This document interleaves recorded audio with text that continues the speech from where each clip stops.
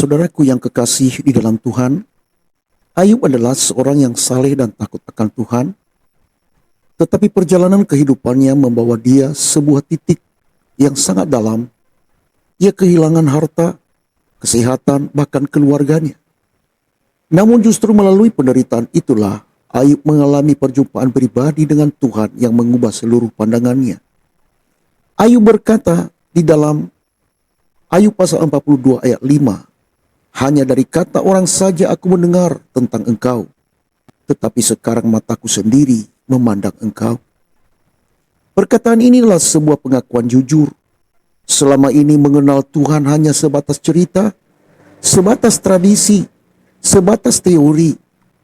Tetapi setelah ia melewati badai kehidupan, ia benar-benar mengenal Tuhan secara nyata. Bukan hanya sekedar dari telinga, melainkan dengan mata hati yang terbuka kepada Allah. Saudara, ini juga menjadi pelajaran bagi kita semua. Sebab banyak orang Kristen yang hanya mengenal Tuhan dari cerita orang lain, dari khotbah, dari buku, atau dari warisan keluarga. Memang itu tidak ada yang salah, itu baik, tetapi belum cukup. Tuhan rindu agar kita mengalami Dia secara pribadi melalui doa, firman-Nya, dan perjalanan hidup kita sehari-hari.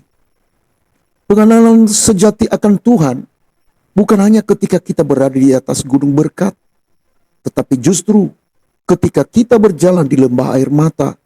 Disitulah kita melihat kesetiaan-Nya, kasih-Nya, dan kuasa-Nya yang nyata menopang hidup kita.